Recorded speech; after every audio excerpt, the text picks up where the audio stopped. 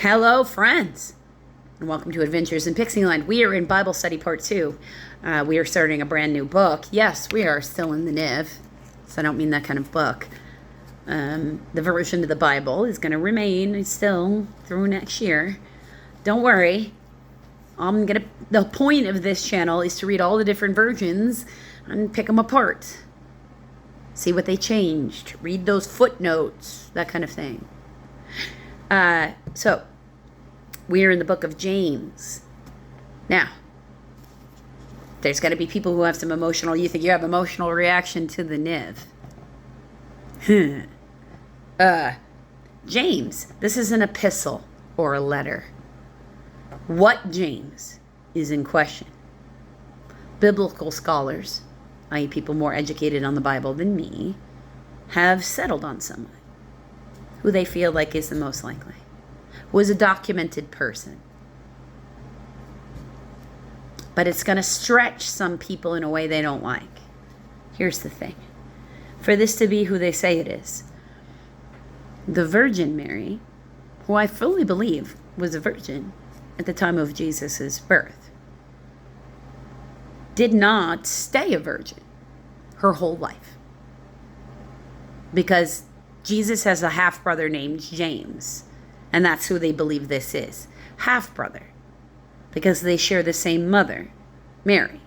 Because their father, his stepfather, Jesus' stepfather, Joseph, James's father, Mary's husband, Joseph.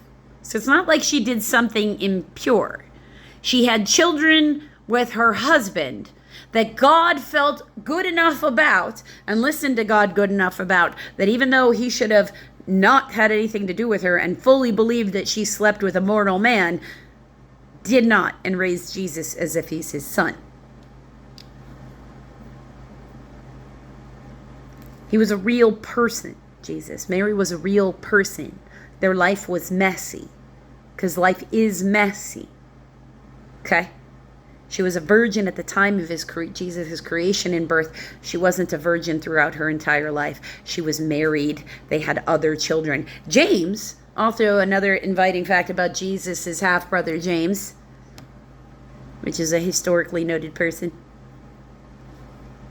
is that he, during Jesus' life, did not believe his brother was the Son of God.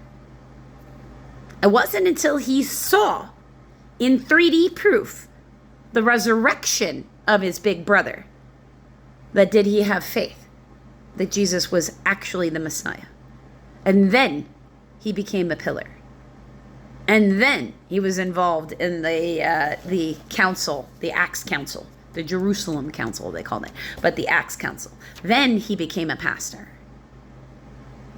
Now, this is a letter written by somebody, of course, raised Jewish. Every bit is raised Jewish with the same kind of expectation of faith and attendance of temple and all that stuff that Jesus would have had. And that you would expect, Mary, who is, behold, the handmaiden of the Lord, to take all of her children to, of course. I'm not saying, he acted in a particular way. But you have to, familiarity breeds contempt. Jesus couldn't heal people in his hometown, because they just saw him as the son of Mary and Joseph. Yeah, of the line of David. Sure. Because they were. Of the tribe of Judah. Not disputed. Just, that meant growing up, he didn't do anything that any one of them should think he was the Messiah. Because how could you deny that if he's, performing the miracles? So, this letter is also written to Jewish people abroad, so to shore up their faith, because there were people who had to leave Jerusalem to stay Christian. So how big is your faith? Are you willing to move away from everybody you know in order to practice your faith? James, chapter 1, verse 1. James, the servant of God and the Lord Jesus Christ, to the 12 tribes scattered among the nations. Greetings. Trials and temptations. Consider it pure joy, my brothers, whenever you face trials of any kind, because you know that the testing of your faith develops perseverance. Perseverance must finish its work so that you may be mature and complete, not lacking anything. Spiritual maturity, they're talking about here. Spiritual maturity often is reflected in emotional or mental maturity.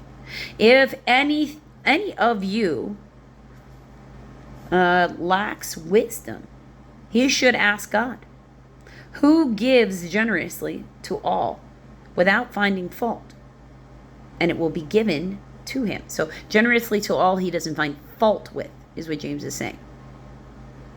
So but when he asks, he, this would be any one of us, must believe and not doubt, because he who doubts is like a wave of the sea. So that's commonplace. Moved by gravity, easily swayed, influenced by other people, because waves in the sea come from the gravity of the moon pulling on those water molecules, because gravity is real and it exists. Blown and tossed by the wind, that man should not think he will receive anything from the Lord. He is a double-minded man, unstable in all he does. The brother in humble circumstances ought to take pride in his high position. But the one who is rich, like, you should be happy you're poor. Well, the one who is rich should take pride in his low position, because he will pass away like a wild flower. If you get your rewards here in the form of money and, earthly abundance like that, and then their premise is in heaven. When you're up there on that earthly plane, off the earthly plane, in that heavenly plane, you won't get those riches because you were rewarded here. It's your trials that get you into heaven, is the argument that's being made. And that's very much so a Jewish part of the Jewish faith. Verse 11. For the sun rises with scorching heat and withers the plant. Its blossoms fall and its beauty is destroyed, because it's all temporary. In the same way, the rich man will fade away even while he's going about his business, because it's focused on money and not necessarily on anything else. Blessed is the man who perseveres under trial, because when he stood the test, he will receive the crown of life that God has promised to those who love him. You're right. When tempted, no one should say, God is tempted me. God doesn't really send temptation.